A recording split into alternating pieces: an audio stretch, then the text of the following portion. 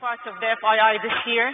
I'm happy to see a full house and so many familiar faces in the audience. So we've got 40 minutes to discuss Pakistani's economy and to discuss the emerging opportunities that might provide. So good morning and thank you for making the time. Your Excellency, you've assumed office as Prime Minister in August 2018 with a mission to achieve Naya Pakistan, New Pakistan. Tell us more about it. Well, thank you. First of all, let me say what a pleasure it is to be here. Opportunity to talk about Pakistan, investment opportunities.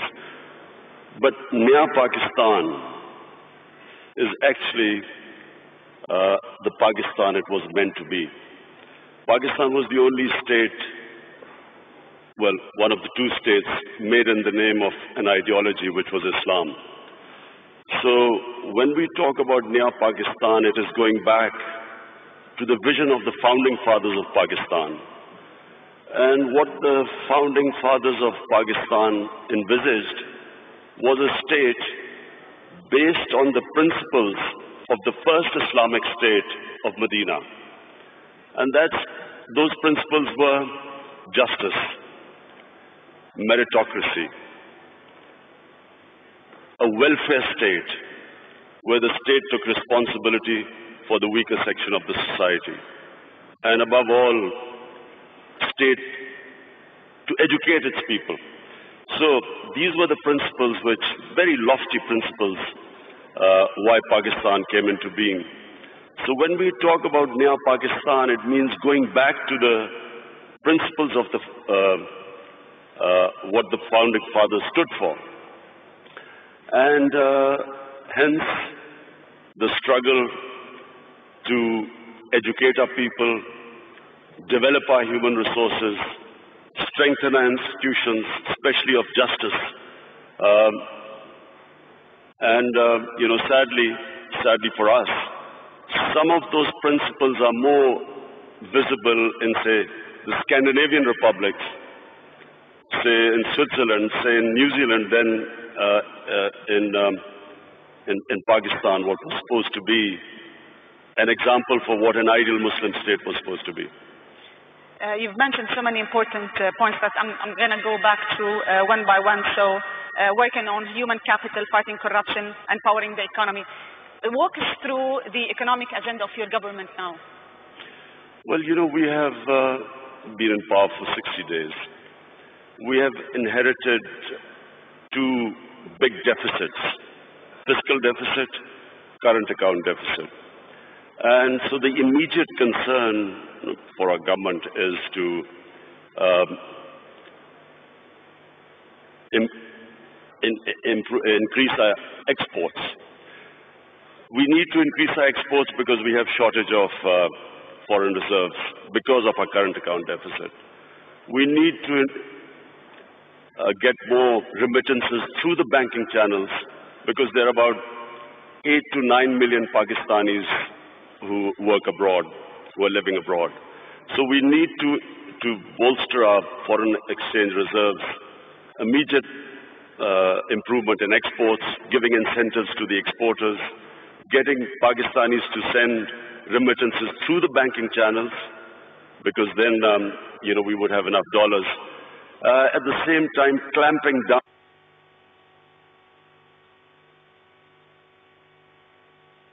on money laundering. It's a problem in most of the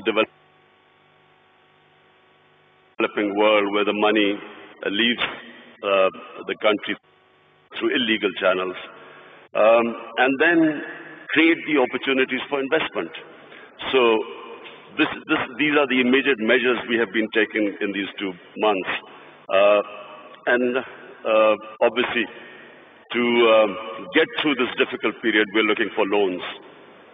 And that's actually my next question, because with such an ambitious agenda, you require resources. How does your government plan to overcome the existing financing gap? Are we talking about loans, IMF program? What are the options you have on the table? Well, whatever reforms we do today, the impact will be in maybe 3 months, 6 months, a year's time. So right now we need to have loans to go through this difficult period of repaying or servicing our debts for our imports. So we are talking to both IMF and also we are talking to friendly governments that we could have go through this difficult period to get loans. So you might be applying for another IMF program? Yes, we're talking to the IMF. What we are hoping is that we can do a bit of both, get some loans from friendly governments, at the same time get a loan from the IMF. And so to go through this period which we feel we have a tough period of corruption. And secondly, corruption diverts money from human development to mega projects which give mega kickbacks, which leave a country indebted. So Switzerland is one of the most prosperous countries in the world because it has very good governance. It has strong state institutions, and it uses the money to develop its human resources. So in Pakistan, the challenge is, how do we strengthen our institutions enough to make it impossible for people to be corrupt, or corruption at a level which is manageable? And secondly, divert the resources to develop our human resources. This is the challenge of Pakistan. So what we've been trying to do since we've been 60 days in power is to strengthen the state institutions, develop meritocracy. The reasons why state institutions get destroyed is because cronies have been put in key positions who then, once there is no meritocracy in a state institution and there's no rule of law, the state institutions do not prevent anyone from stealing money from the country. So this has been the main agenda of our party. And then secondly, to prioritize institutions that will help the exporters. So hence we have made all the laws at the moment to help our exporters. And unemployment also is the main concern for you. You've been very concerned about youth unemployment, training youth to be able to find jobs and creating jobs. Tell us more about the agenda in that particular field. Pakistan has 100 million people below the age of 35. Yes. Now, in one way, that's a huge opportunity. But secondly, it is a big pressure on the government to find employment for this young population. We have embarked on a very ambitious program. Pakistan has 10 million shortage of houses.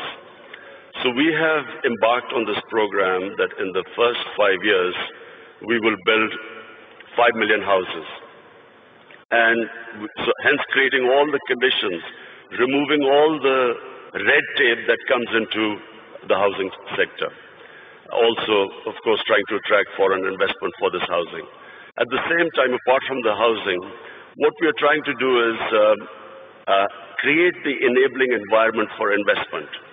One of Pakistan's strengths are the overseas Pakistanis. We have, as I said before, 8 to 9 million Pakistanis working abroad.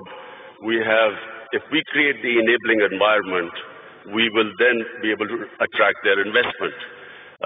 If you see the growth of China and India, one of the first people who invested were the overseas Indians and overseas Chinese who came back. So we have this big resource lying outside Pakistan. Our main effort is to create the enabling environment, make it easy to do business, the ease of doing business, bringing down the cost of doing business, and attracting this investment. Speaking of China, you've always spoke about how good China is in bringing 700 million people out of poverty. And I think the China-Pakistan Economic Corridor, or what you call CIPEC, is being debated a lot lately. I would like to understand more about it from a Pakistan angle. First of all, let me just say two things about China, which which for Pakistanis is very attractive. One is that China is the only country in human history which brought out 700 million people out of poverty in 30 years. Secondly, China has in the last 5-6 years really clamped down on corruption.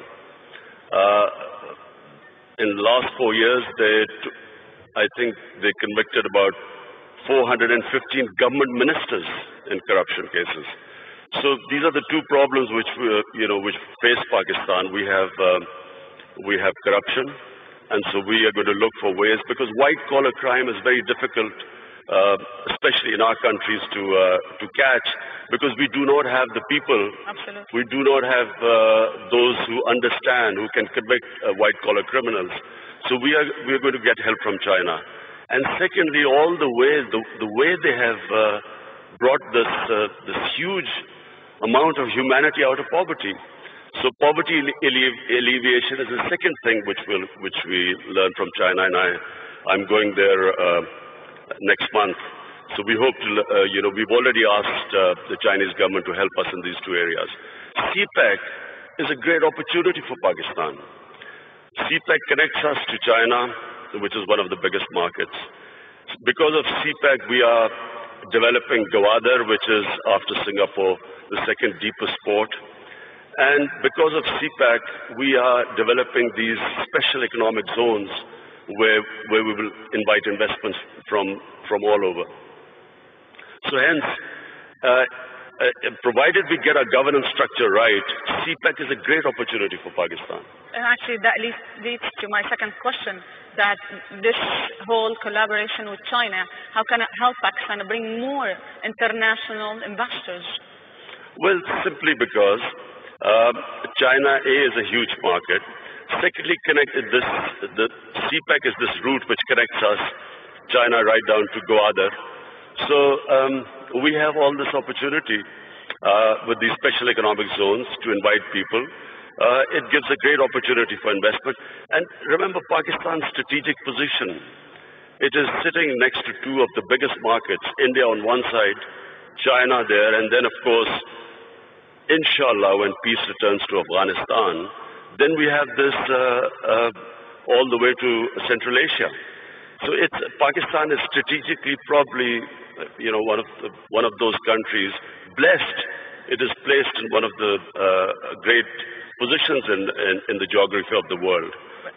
And actually, I would like to comment on this point, but because rightly so, like Pakistan is very well placed to connect Central Asia, Middle East, China, and the Eastern markets.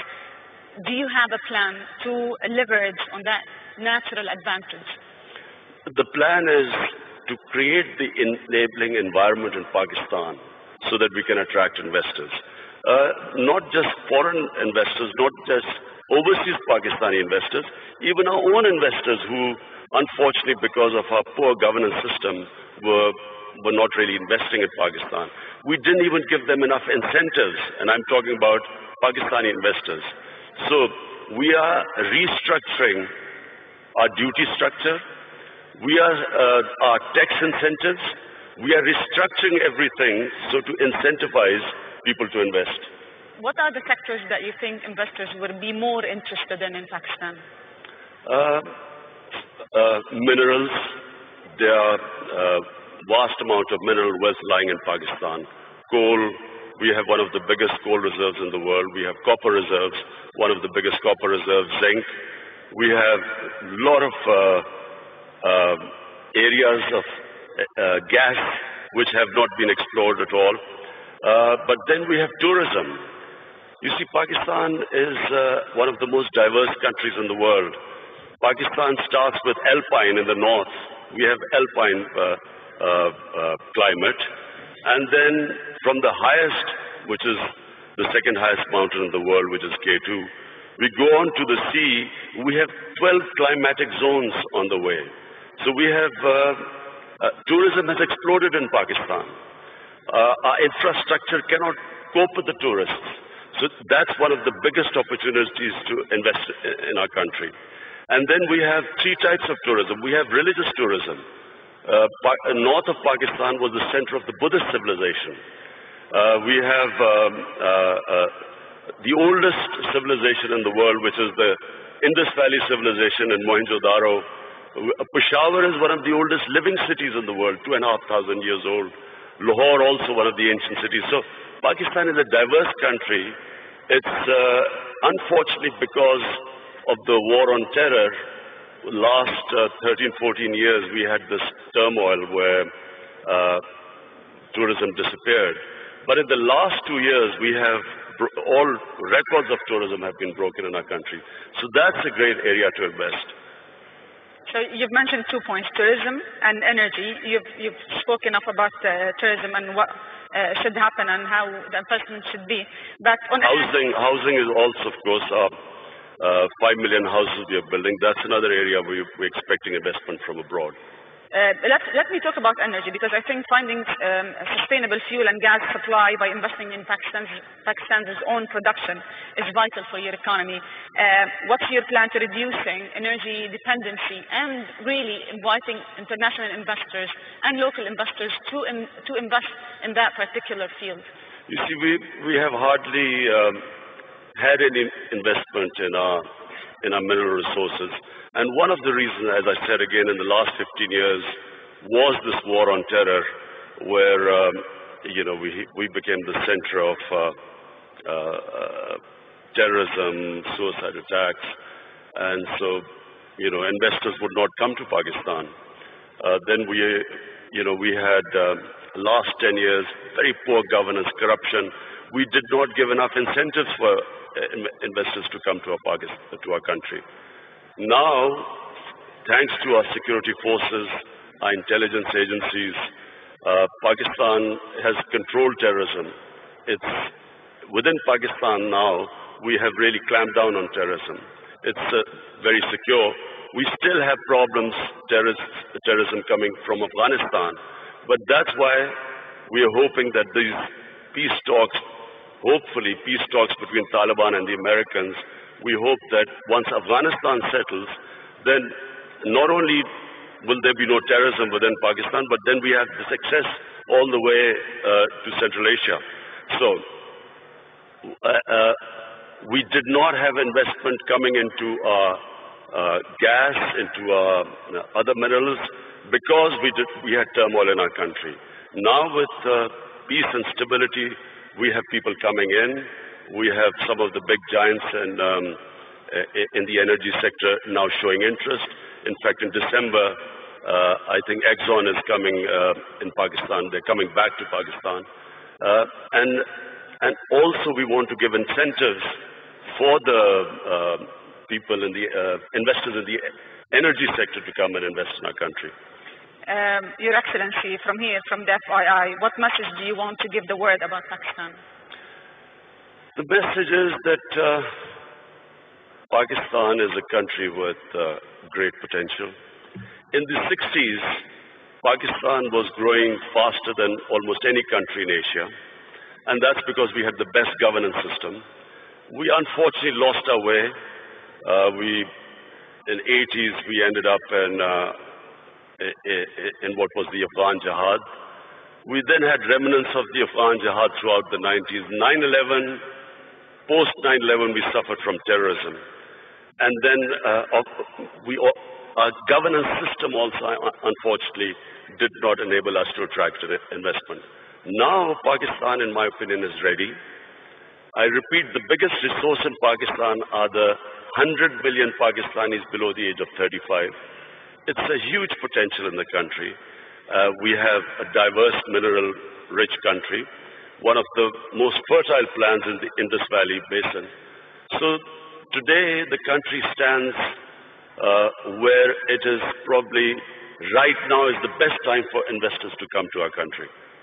Thank you very much. I'm going to open the floor now for some questions. We've got around 10 minutes. So if you have any questions, please just mention your name and your institution. We've got some mics.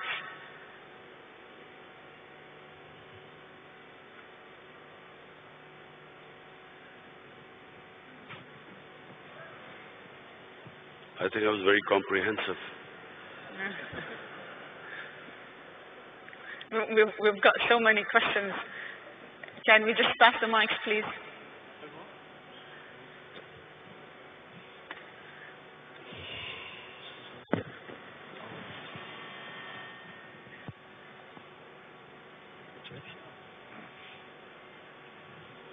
Bismillah ar-Rahman ar-Rahim. Your Excellency, welcome to Saudi Arabia. Okay, welcome. Saudi Arabia businessmen are really very much looking at investment opportunities in Pakistan. We have a lack of information. I think we need to strengthen the economic section of the Pakistani embassy in Saudi Arabia so that the Saudi businessmen have full information. We believe, from our experience, with the expertise of Pakistanis working in Saudi Arabia, who really shared with us our experience of development, they really show a potential to build a great country in Pakistan, like helping us to build a great country in Saudi Arabia. So we are looking forward to get more information about Pakistan because many Saudi businessmen are interested for investment in Pakistan. Thank you. Thank you. I have spoken to His Highness Prince Salman, and he is already organizing businessmen from Saudi Arabia to come to Pakistan to invest. So we look forward.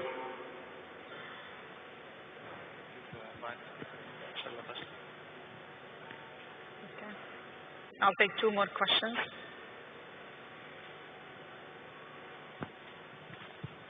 Okay. Hi, Imran. I'm Vikram from Tech Mahindra. Very inspirational talk. You did mention about 100 million people below the age of 30. And you mentioned about minerals and oil and gas. Don't you think information technology also could be an avenue for Pakistan? Yes, Vikram. Information technology could be one area where we could not only improve our exports, but also provide employment to our young people. Unfortunately, we did not concentrate like India did in information technology. We've got left a bit behind, but now we are concentrating. We're organizing our IT sector so we can develop it. Yes.